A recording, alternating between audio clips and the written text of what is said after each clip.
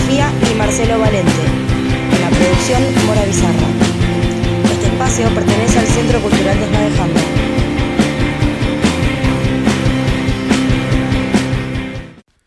Bueno, buenas noches a todas y a todos. Un nuevo programa de Desmadejando Radio. Desde la agenda política semanal han surgido dos temas, han sobresalido, según mi humilde entender, dos temas importantes.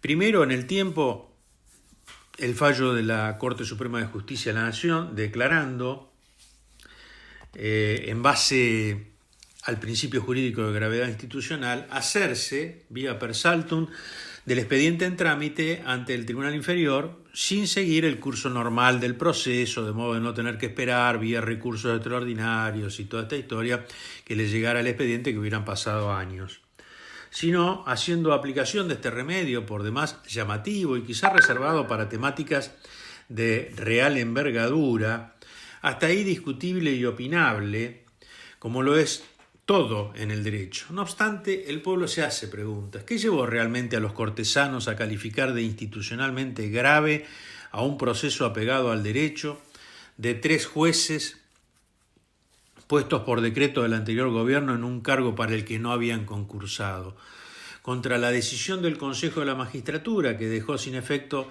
la decisión vía decreto del Poder Ejecutivo en épocas de Macri, y del Senado de la Nación, que los convocó para en su caso avalar las designaciones y en un acto de clara rebeldía, los entonces candidatos serían, en ejercicio, cosa rara, no comparecen ante el Congreso Nacional posicionando a la Corte Suprema como un poder en pugna con otro poder constitucional, el Congreso de la Nación. Y entonces ahí sí yo creo, es decir, todos sabemos que el Estado es conducido, manejado, gobernado por un poder dividido en 3, uno que legisla, otro que interpreta y aplica la ley, y otro que ejecuta los actos de gobierno, llámese Congreso, Poder Judicial y Poder Ejecutivo respectivamente, y acá hay una puja, ¿no?, entre quien aplica la ley, la interpreta, Poder Judicial, Corte Suprema, en contra de lo decidido en un tema de mucha gravedad por parte del Poder Ejecutivo y del Congreso de la Nación. ¿Qué interés existió en los medios hegemónicos? También cabe preguntarse, y en la oposición política que lo llevó a ser bandera de república y democracia, siempre lo mismo, cuando uno, es decir, los medios hegemónicos, han avalado históricamente todo lo que han sido gobiernos en contra del pueblo, y el otro, llámese oposición, de proyecto reaccionario, de proyecto conservador, de proyecto oligárquico, de proyecto pro imperio, se ha tenido de republicano para derogar leyes por decreto. Por ejemplo, la ley de servicios audiovisuales. La ley debe haber sido de elaboración más democrática de la historia argentina. Llevó años debatiéndose en foros en toda la República Argentina, y el anterior presidente, en 10 minutos de haber asumido, la dejó sin efecto por decreto de necesidad y urgencia, ¿no? Oposición hoy, que ayer designó jueces de la Corte Suprema por decreto, que después se echó para atrás, pero lo firmado está. Trasladar jueces de unos cargos a otros lo hizo a mansalva, violando la Constitución Nacional, que le atribuye al Consejo de la Magistratura la selección de los jueces para cargos inferiores. ¿Qué interés existió entonces, además, en el gobierno actual, para que a través del Congreso y del Consejo de la Magistratura se promoviera el cese de los 3 actuales camaristas federales penales en Cava y su retorno a los cargos originales para los que habían concursado debidamente? Me pregunto, con honestidad intelectual, si no se estaba conforme con el desempeño de estos 3 jueces, que fueron primera plana y fogoneados permanentemente por el entonces gobierno macrista y por los medios hegemónicos, llámese Clarín, La Nación y todos los satélites que andan alrededor de ellos, ¿no? ¿No era mejor actuar con una denuncia ante el Consejo de la Magistratura y que fuere este el que también, conforme a la manda constitucional, los investigase, juri mediante, y en su caso los removiera? Me pregunto, ¿no fue ese el modo de hacer cesar en sus cargos a jueces que no le eran del agrado expreso, porque así lo había dicho públicamente, al anterior presidente? Por ejemplo, Freyler. Una cosa que fue emblemática, ¿no? Porque recordemos, lo de Freyler es para el libro de los récords Guinness. Cuando se estaba tratando en el seno del Consejo de la Magistratura y había que votar si Freyler se lo removía o permanecía en el cargo, estaba faltando la cobertura de un cargo y era un voto vital porque era el voto que decidía el fallo del Consejo de la Magistratura, y ese candidato estaba esperando en la antesala del presidente de la Corte Suprema de Justicia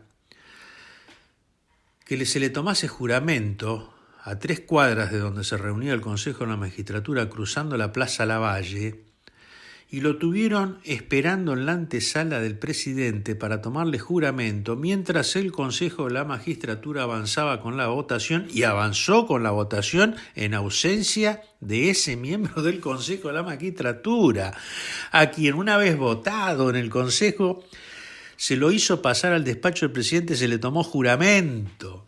Una cosa increíble, así como Freyler perdió su cargo, ¿no? Una cosa que realmente es tremenda. ¿Acaso no se corre el riesgo de dejar la duda en esta decisión, digamos, del Consejo de la Magistratura y del Senado actual?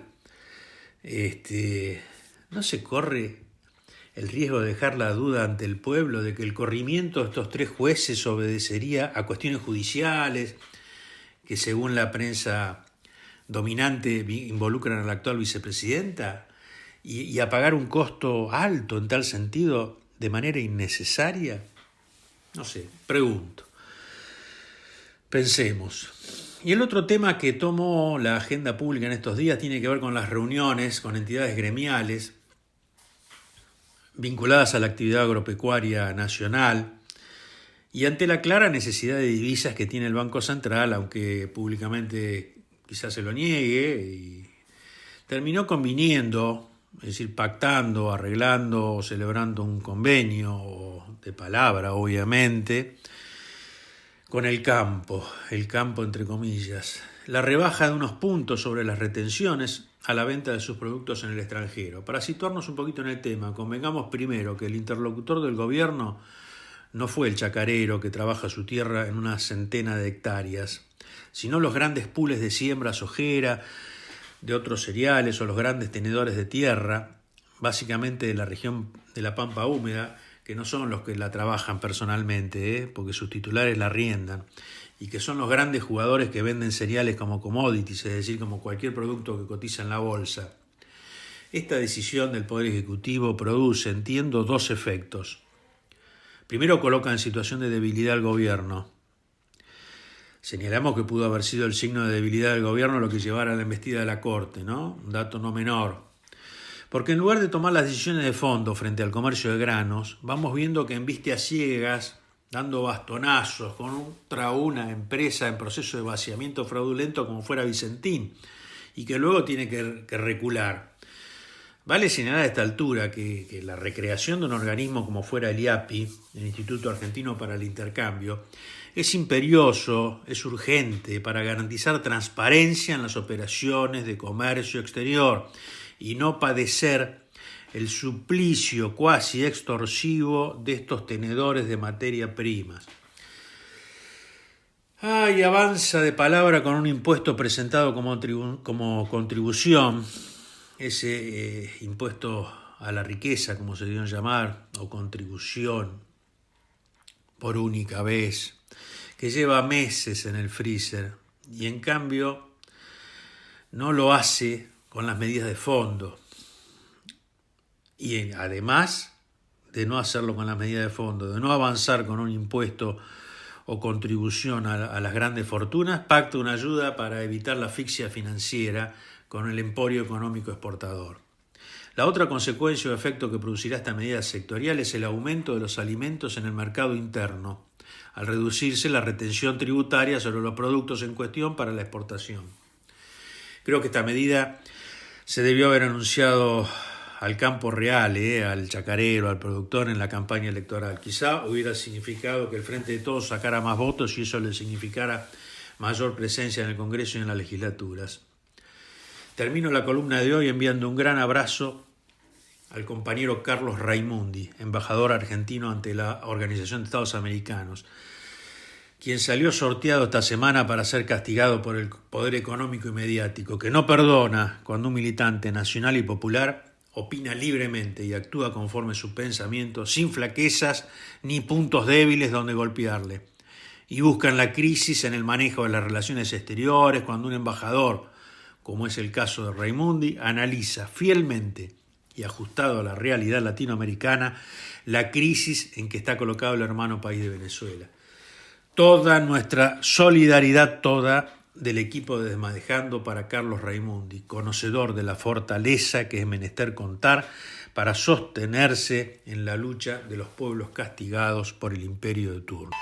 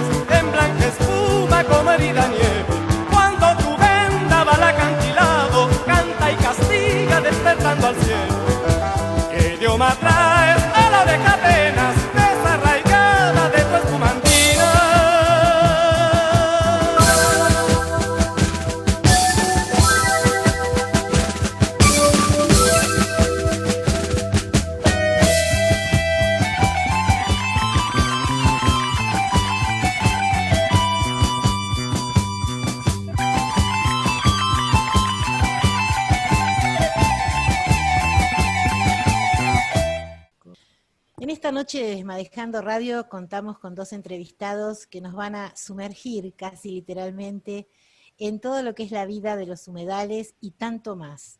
Palabra que encierra un montón de cuestiones y que hace a la biodiversidad y a la vida misma de muchísima gente y de muchísima planta y animales. Vamos a estar con Alejandro Meitín, que es artista, abogado y fundador de Casa Río Lab, desde donde colabora con jóvenes, con agricultores, artistas, activistas, arquitectos paisajistas, autoridades locales y expertos en control en la contaminación para generar y crear propuestas sobre ríos y ecosistemas costeros.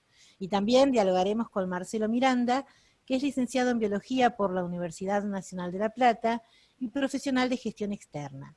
Es un técnico extensionista y Marcelo trabaja con productores de escala familiar en todo lo que es la franja costera sur del estuario del Río de la Plata. Presentados entonces, les damos la bienvenida a Desmadejando Radio y nos metemos un poquito por el principio. ¿Qué son los humedales?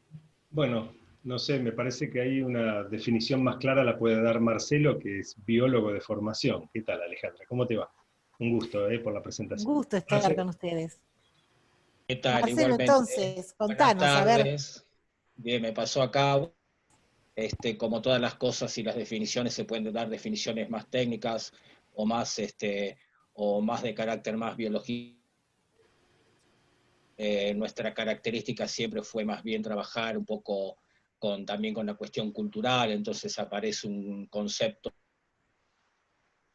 más relacionado con lo cultural también, ¿no? Mezclado. Pero bueno, en cuanto un poco a lo técnico, nos referimos a humedales con todas aquellas áreas que de alguna manera tienen algún régimen de inundación. Y en nuestro caso, para el área donde habitamos, es muy importante porque toda la frontera que tenemos de litoral sobre el Río de la Plata presenta humedales que, como vos decías, tienen una rica biodiversidad muy importante en cuanto a los servicios ecosistémicos que brindan, tanto a las personas que vivimos en los humedales como a los que no viven en los humedales. Sabemos, por ejemplo, que juegan un rol muy importante en el control de las inundaciones o la hidrodinámica de la región, y bueno, inundaciones se pueden ver agravadas si los humedales, digamos, no existen, por decirlo linealmente y rápido. Así hay una breve idea de lo que son los humedales, espacios en donde se conviven con la inundabilidad del lugar. Y bueno, y sobre eso se asienta un patrón cultural muy característico que viene desde el Delta, también desde zonas más altas, Paraná y Uruguay también, una forma de producir y una forma de vivir y de expresarse y desarrollar cultura muy propia de estas áreas. Gracias Alejandro, gracias Marcelo por esta visita tan enriquecedora para nosotros. Y te quería consultar, Alejandro, ¿cómo es esta cuestión de Río Lab? Esta cuestión que, un poco leyendo lo que hacen ustedes, es esta mezcla de territorio, cuestión ambiental, arte, y es una mezcla muy interesante, pero también a su vez para la gente que no estamos en este tema, hasta extraña, ¿no? Sí, sí, puede resultarlo como son las cosas en las que no hay una aproximación directa, ¿no? Cuando uno está más involucrado, como es el caso mío en particular, eh, ya hace más de 30 años que vengo trabajando en este, digamos, descubrimiento en la interfase entre lo que son las prácticas en territorio y las prácticas artísticas. Esto es algo que, bueno, justamente se ha comenzado a desarrollar, o estas aproximaciones se han comenzado a desarrollar con una muy rica biodiversidad en lo cultural desde el arte. Es un arte posobjetual, ya no es un arte como en la construcción de escultura o pintura o objetos determinados, sino que está más orientado a una interpretación, una investigación, donde se fomenta la liberación de un actuar que no está disociado del entorno y la vida que tiene lugar. Entonces, a veces esa forma de arte no, como decía, no se construye a partir de un objeto determinado, sino que puede ser una red de diálogo, puede ser la construcción conjunta de estrategias o iniciativas innovadoras en situaciones complejas, en escenarios complejos. Entonces, esas aproximaciones donde el artista interviene, digamos, con su aporte catalizador en los procesos territoriales y puede derivar en un emergente que puede ser considerado o no un hecho artístico. Esa es la forma de trabajo que nosotros desde Casa Río Lab estamos desarrollando, y ya lo venimos haciendo hace muchos años, antes con un colectivo que se llamó A la Plástica, y desde el 2018 con Casa Río Lab, que es un laboratorio de investigación, y nuestro interés es ese, de coproducir investigaciones, compartir experiencias y prácticas que generen nuevas capacidades para desarrollo conjuntos. Hay algo que Marcelo lo señaló, se ubicó geográficamente viviendo en la zona costera, y vos también, Alejandro, yo te he escuchado en otras charlas donde mencionás esa apropiación del territorio porque lo viven. Y eso me imagino que también es un estímulo, nada mejor que conocer el territorio del tema que uno aborda, ¿no? Pero también sentirlo e interactuar con otras y otros, cosa que también ustedes, a través de esto que están contando, lo hacen muy fluidamente. Sería interesante que nos contaran con qué comunidad y cómo es literalmente caminar esos espacios de humedales. Bien, yo puedo expresarlo, hay una, como vos bien decías, tanto yo, también Marcelo, somos gente que nacida y criada directamente en zonas de humedales y que hemos tenido una vinculación muy directa con estas áreas y particularmente con las comunidades de las cuales nosotros formamos parte. Eso es interesante verlo de esta manera, porque no somos terapistas que descienden a una comunidad, sino que somos emergentes de esa misma comunidad. Y como emergentes de esa misma comunidad comprendemos y somos parte de la problemática y también de las ideas que pueden llevar adelante posibles formas de tratamiento de situaciones conflictivas, ¿no? O necesidades que compartimos. Entonces, esa es una particularidad del trabajo en territorio, en áreas de humedales, en áreas costeras, que nos ha llevado tanto a Marcelo y a mí, y me atrevo a decirlo porque hemos compartido muchas cosas juntos, a tener una experiencia de tipo relacional con el territorio y con las comunidades que viven a lo largo, en particular de la franja costera sur, del Río de la Plata y en el Delta. Seguimos hablando con Alejandro Meitín y Marcelo Miranda, y cuando volvemos a Desmadejando Radio nos metemos de lleno con este interactuar con la comunidad de la cual ellos son parte.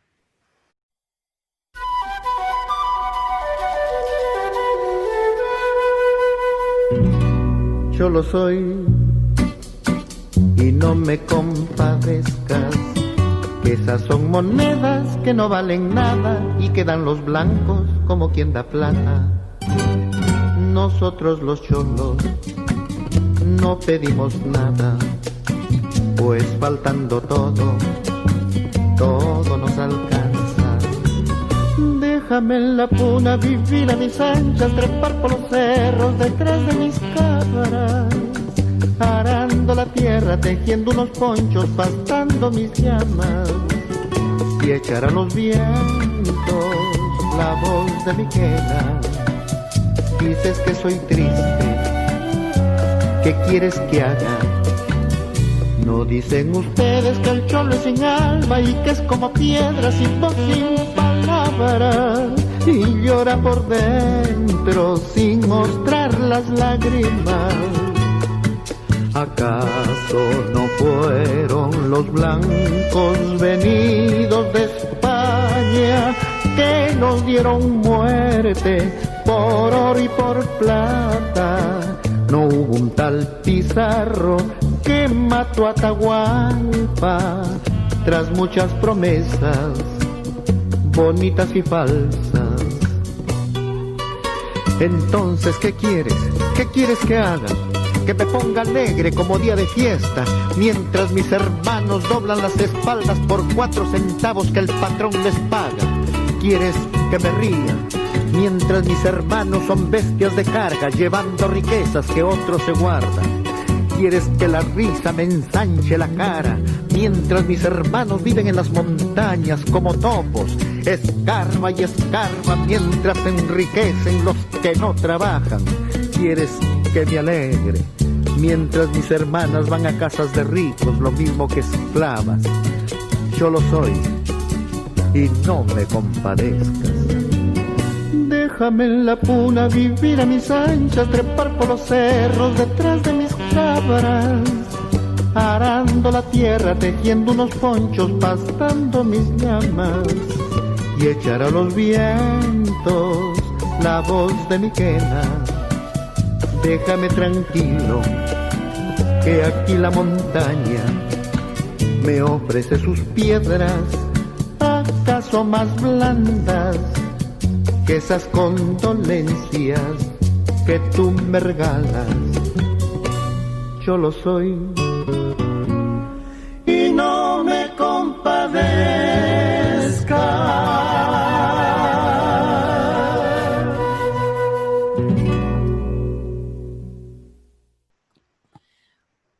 estamos de nuevo con Alejandro Meitini y Marcelo Miranda, y había quedado una pregunta que tiene que ver con compartir con la comunidad, ser parte de ella, y Marcelo, compartir con, quizás nos puedas aportar algún ejemplo concreto de quiénes integran esta comunidad, qué actividades productivas, qué cuidado o no, qué conocimiento o no hay del propio territorio por parte de la gente que vive en él. Sí, retomando un poco también lo que comentaba Alejandro,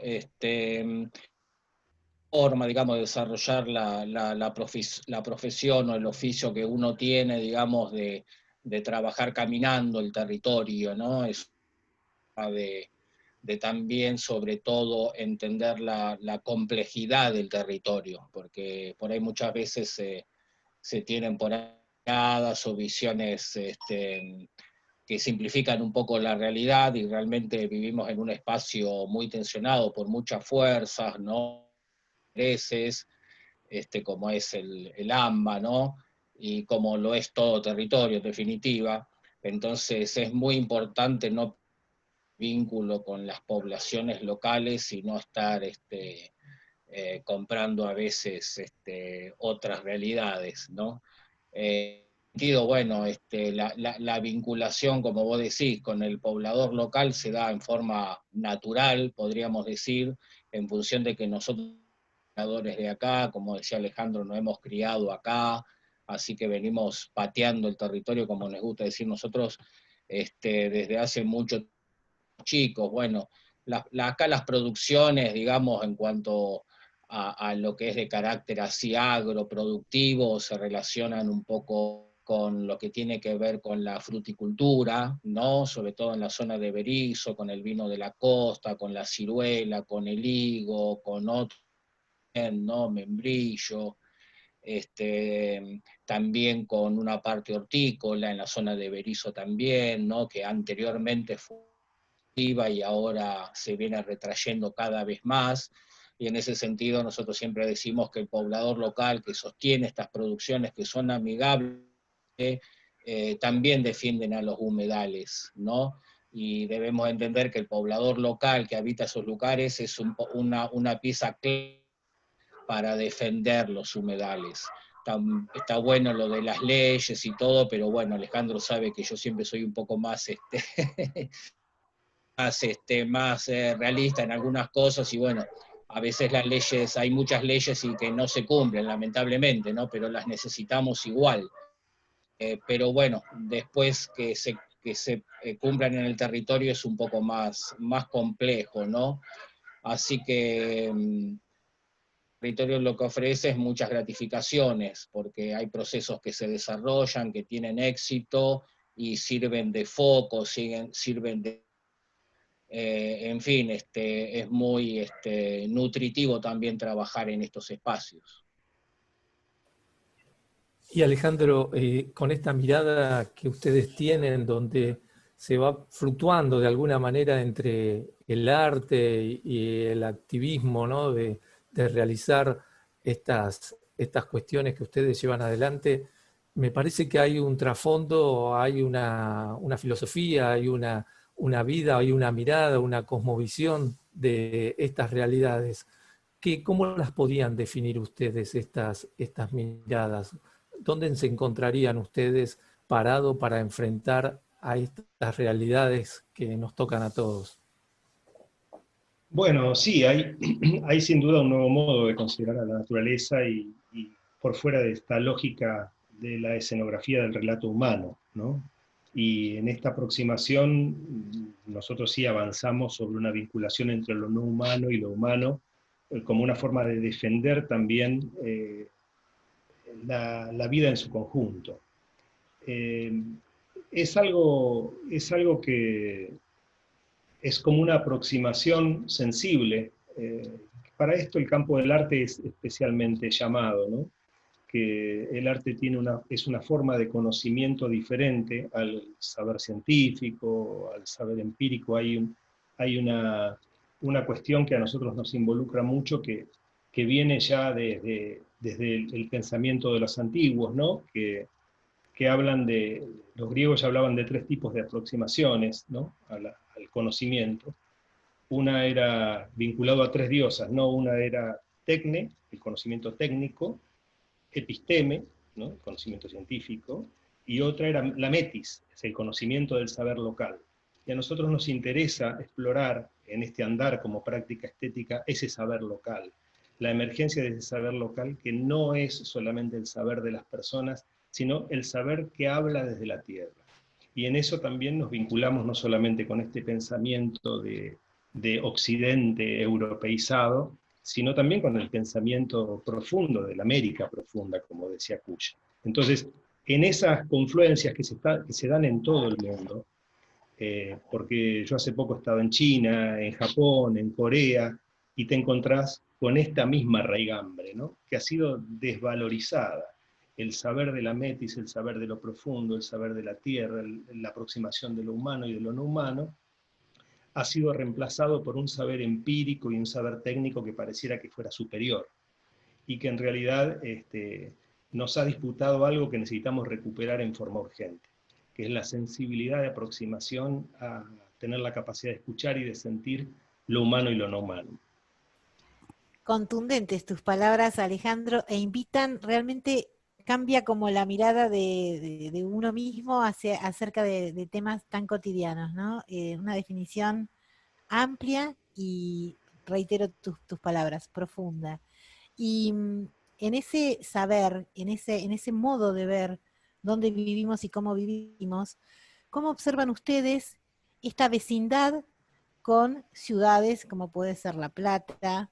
Porque bueno, Berisso y Ensenada están como más metidas en este territorio del cual estamos charlando, pero esta convivencia de aquellos que habitamos otros espacios, tal vez ciudades como La Plata, tal vez espacios rurales, ¿cuán compenetrados estamos o no de acompañar, de mezclarnos en esta comunidad de territorios de humedales, con la riqueza que ellos tienen y que ustedes nos están contando? Yo no quiero acaparar la palabra, Marce, perdóname, pero me llama lo que estás diciendo, porque hace rato que venimos pensando y venimos diciendo esto de lo que tiene que ver con las ciudades burbuja, ¿no? Un poco el concepto del filósofo Sloterdijk, que habla de las burbujas semióticas, ¿no? Entonces, ahí está la ciudad burbuja, que cada vez más se comunica entre ciudades. O sea, si ustedes ven las publicidades de la televisión o del cine o de lo que fuere, es una comunicación entre diferentes burbujas, ¿no? Las diferentes burbujas y ciudades. Pero poco a poco esa impermeabilidad está siendo percolada. Poco a poco hay una aproximación y un interés cada vez mayor por estos espacios liminares o litorales, y está demostrado a partir del interés general, también emergente producto de estos incendios o de estos dramas ecológicos que estamos viviendo actualmente, pero hay un interés que antes no se notaba en el hombre de la ciudad, ¿no? Hay un interés por despertar y darse cuenta, quizás un poco tarde, porque ya la frontera agrícola ha sido expandida hasta límites insostenibles, la destrucción de la naturaleza en nuestros territorios, en particular la Cuenca del Plata, ha sido gravísimo.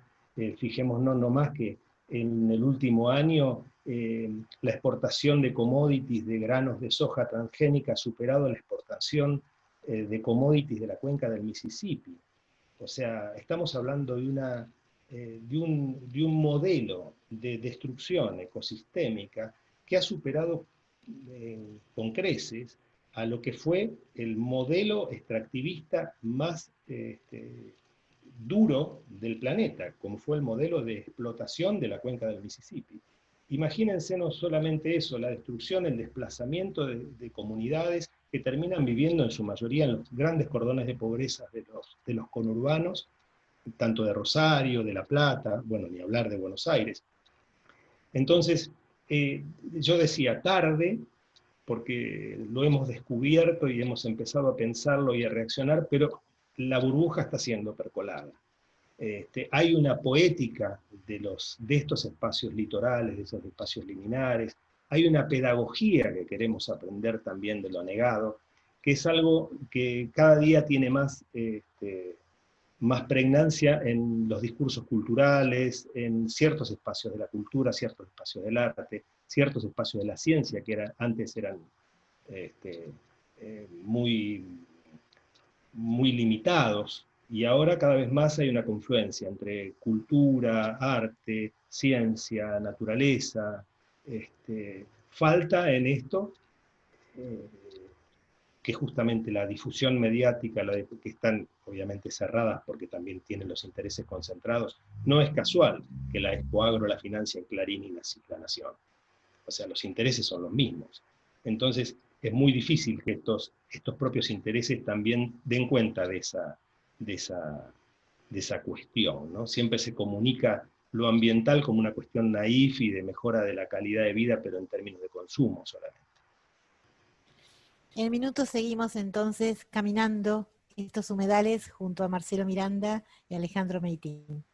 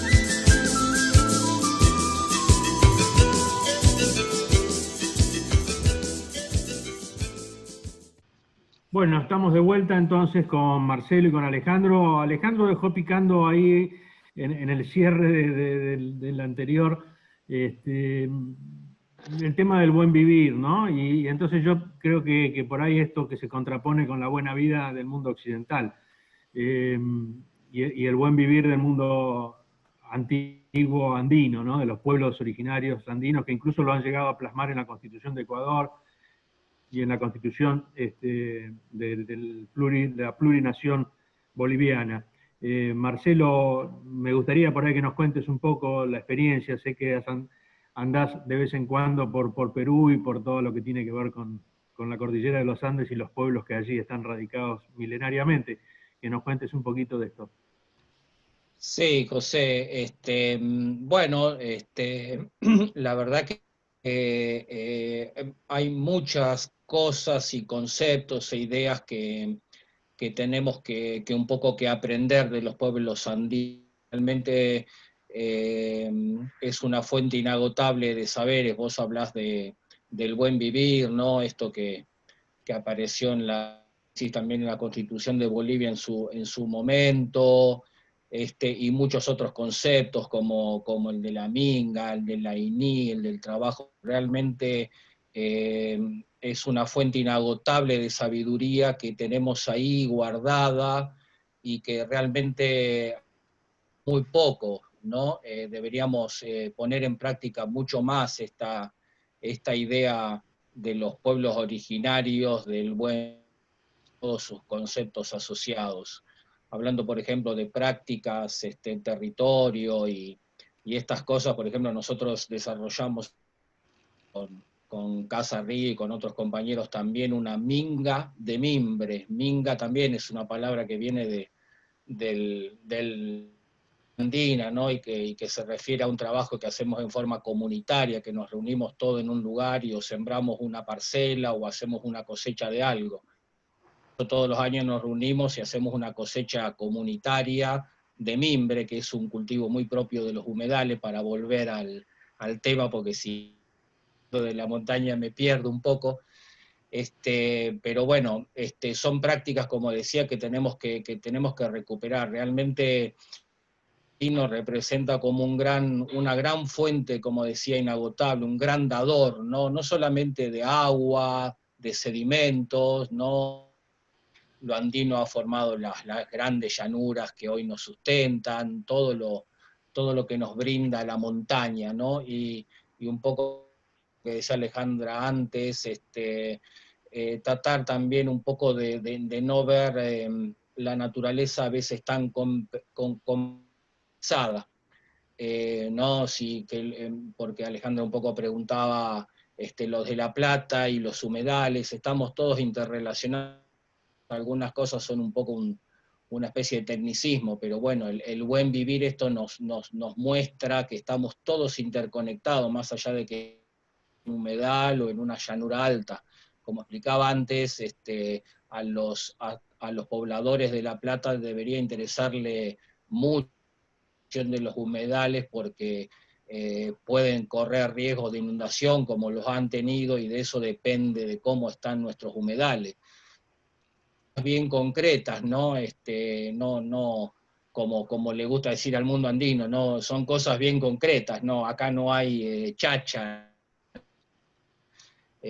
Así que realmente debemos mirar más al mundo andino, aunque no estemos de montaña, ¿no? Pero debemos mirar mucho más al mundo andino, al mundo campesino, que conserva tantas costumbres, tantas técnicas, ahora que se habla ecología, ¿no? Cuando uno camina las chacras en Perú, en Bolivia, ve que toda esa producción es tan la escala también de la producción, todo es un poco más a escala humana, ¿no?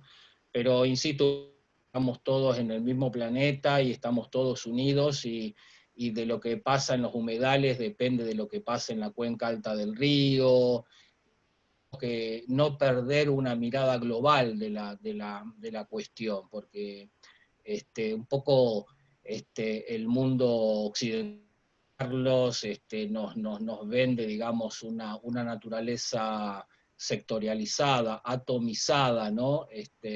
Y bueno, defender los humedales podemos destruir lo que está fuera de los humedales, pareciera. Y esas lógicas hay que romperlas, son esas lógicas que no nos ayudan. Algo tan cierto que mencionás, Marcelo, y que aparte en esta cuestión de mirar una cosmovisión de los distintos temas, uno dice, por ejemplo, ¿no? Incendios en tal lugar de Estados Unidos, incendios en Córdoba, incendios en Australia, y de repente, como toda noticia, a veces parece que le pasa al otro, o uno se amarga, se entristece, se enoja, pero digamos, los humedales también juegan un rol muy importante, ni hablar lo que nos sucedió en el 2013 a la ciudad de La Plata y alrededores, pero digamos, ¿dónde se posicionan Alejandro y Marcelo? ¿Cómo podemos tomar un poco más de conciencia en relación a estos incendios, provocados o no, con todo lo que se juega de intereses? Tema complejo. Sí, creo que hay una conciencia, hay sectores, vidas, personas, grupos muy grandes en nuestro país que la tienen y la expresan. Lo que pasa que, como decíamos hoy, cómo percolar esa capa de indiferencia que está siendo totalmente blindada por medios de comunicación concentrados, por una forma de activar pura y exclusivamente un consumo hedonista. Entonces, tiene que ver también con la forma en la que nosotros elegimos qué ver, qué escuchar y qué sentir. A veces estamos como anestesiados para percibir esas otras realidades que están gritando y gritando fuertes, para ser escuchadas, para tener su lugar y para poder darnos a nosotros un horizonte mucho más vivible. el horizonte tóxico, indiferente en el que vivimos hoy día. Quiero decir con esto que existen estos espacios. Lo que hace falta es que tengamos un cambio en el alma, un cambio en la capacidad de escucha, un cambio en la capacidad de sentir, y fundamentalmente una aproximación también a esos espacios. A nosotros nos pasa, porque trabajamos mucho en las zonas costeras, que gente que viene de las ciudades tiene como una resistencia a pisar el agua, a entrar al río, a tocarlo, o el agua es marrón. Hoy hablaba Marcelo recién de lo altoandino, y desde el río Pilcomayo o Bermejo vienen los colores que le dan lugar al agua. Ese desgranarse de la cordillera de los Andes forma parte de la riqueza de nuestra gran cuenca del Plata, ese espacio bioregional. El agua que viene del Cerrado del Brasil o del Pantanal brasileño, y todas esas culturas, esas historias que conocemos tan poco, derivan acá, en la costa del Río de la Plata, en este estuario que resume todas las aguas que vienen desde Uruguay, de Paraguay, de Bolivia, de Brasil, y que las vemos y no las reconocemos. No tenemos una educación referenciada al medio. La educación nuestra está orientada a un conocimiento externo a nuestra cotidianeidad. Y toda la información que circula por los medios, y sigo insistiendo con esto, es una información descontextualizada. Necesitamos contextualizarnos, necesitamos aprender por qué las cosas son como son, y a sentir un poco más cercanamente la realidad que nos conforma, el agua que nos baña, el agua que nos nutre. El 80% de nuestro cuerpo está constituido por agua que viene del Perú, del Brasil, de Bolivia, del Paraguay, y sabemos tan poco de esa historia, sabemos tan poco de esa cultura, de esa naturaleza. Hablaba Marcelo hoy de lo que es las prácticas del buen vivir, pero también si vamos a lo que conformó la Paracuaria, que era esta cuenca del Plata de los guaraníes, también está la búsqueda de la tierra sin mal, el Ibimaraney. O sea, nosotros tenemos un acervo cultural que desconocemos y que es nuestra riqueza propia. Y desconocemos la parte más rica que nos distingue de otras culturas y de otros saberes, no para diferenciarnos, sino nos distingue para empoderarnos con ese saber. Y sabemos muy poco de eso. En ese sentido, no, solo agregar, ¿no? Como que, en definitiva, como que la colonización aún continúa, ¿no? Y desconocemos tantas cosas de nuestra América, de nuestro país, ¿no? Los nombres de los ríos, los nombres de las montañas, de las ciudades, de los arroyos. Hay tantas cosas que desconocemos que parte del proceso de colonización que aún no ha terminado, porque nos seguimos rebelando, porque parte de nuestra sangre, la genética también es indígena, ¿no? Los vientres de las mujeres indígenas fueron las que formaron la latina y americana, ¿no? Vinieron todos hombres a colonizarnos, y tampoco es casual esto que estoy diciendo, ¿no? Sí, además hay una cuestión que cuando Marcelo relacionaba recién el tema de los nombres, de las localidades, de las toponimias, ¿no? Sin ir más lejos, pensar el concepto y la idea de Cuenca del Plata. Es el nombre de la cuenca que dio el colonizador, es la cuenca que nos llevaba a la plata del Potosí, o sea, la cuenca para la extracción de la plata que dio origen a la revolución industrial en Europa. O sea, el camino hacia la plata, o sea, el camino inverso a la bajada del agua del río. Es el camino del que subió a extraer. Después, bueno, las expediciones demostraron que no se podía llegar por esta cuenca del Plata al Potosí, pero el nombre de esa toponimia es verdaderamente nuestro ADN extractivista. Y esas son las cosas que hay que ir descubriendo y tratando de cambiar y recuperar las toponimias, entender el porqué de los nombres, no solamente acá en la Cuenca del Plata. Cuando uno va a la Patagonia, los nombres Rucamalén, ¿alguien sabe que Rucamalén significa la casa de la princesa? Nadie. O los nombres de las cosas que vemos habitualmente a nuestro alrededor. No sabemos qué significan, y sin embargo son los nombres de la América profunda. dan ganas de agarrar todos los libros de las escuelas y revisar, porque es ahí, ¿no? Es también en todo el aspecto educativo, cómo hemos aprendido, cómo hemos aprendido y desaprendido nuestra propia historia. Realmente mencionaban ustedes la Constitución boliviana, reformada en el 2008, y es para invitar a cada oyente de Desmadejando Radio a tomar ese preámbulo de la Constitución boliviana, porque es una obra de, no, digamos, acá tenemos a Pepe que es abogado, a Alejandro que es abogado, pero más allá de lo legal, el preámbulo de la Constitución boliviana es de una belleza poética y de una razón de ser que realmente da una sana envidia. Tenemos para compartir unos últimos minutos con ustedes y quisiéramos que nos cuenten, yo menciono por ejemplo, Radio Mutante, Pedagogías de lo Anegado y La Tierra no resistirá. Cuéntenos un poquito de estos 3 puntos. Bien. En el caso de la Radio Mutante es una iniciativa radial que surge a partir de, digamos, la iniciativa mayor que es Territorios de Colaboración, Pedagogías de lo Anegado, que es un plan que nosotros desarrollamos dentro de un programa que se llama Humedales sin Fronteras, que compartimos con organizaciones de los distintos países que integran la Cuenca del Plata. Con organizaciones que nos conocemos hace muchos años, organizaciones de base que venimos trabajando específicamente temáticas relacionadas con cultura, naturaleza, defensa de bienes comunes, siguiendo de forma muy cercana todo lo que son las negociaciones con las instituciones financieras internacionales, cómo se invierte en este país, cómo se desarrollan esas inversiones, cómo se afectan los bienes comunes, etc. Territorios de Colaboración, Pedagogías de lo Anegado es una iniciativa que invita a dejarnos instruir por los humedales del delta del río Paraná y del estuario del río de la Plata. Es una experiencia corporal que nos lleva a navegar, a caminar, a recorrer y a encontrarnos con un río vivo para conocer la singularidad de los habitantes, las visiones, los modos de vida, los desafíos y las expectativas que los atraviesan. Es un acercamiento que llevamos adelante a partir de campañas, de distintas campañas, donde participan artistas e investigadores con organizaciones de personas que habitan en el delta del Paraná y el estuario del río de la Plata. Cada recorrido pretende proyectar interrogantes, preguntas para expandir los horizontes de comprensión de estos ecosistemas y la simbiosis con estos seres vivos.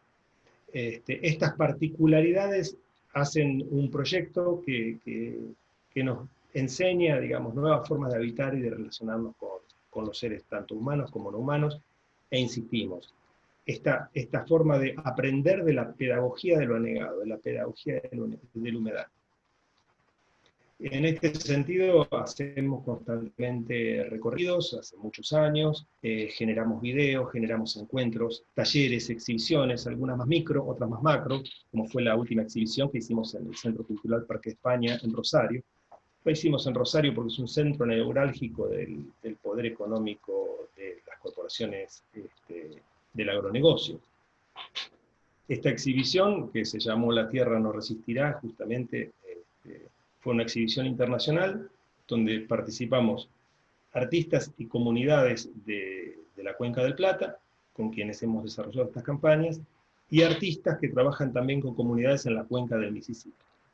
Esta exhibición y la tarea de circulación permanente por el área del estuario y del delta del Paraná dio lugar a la publicación La Tierra no resistirá, que es el último libro que desde Casa Río hemos editado y que salió hace menos de un mes.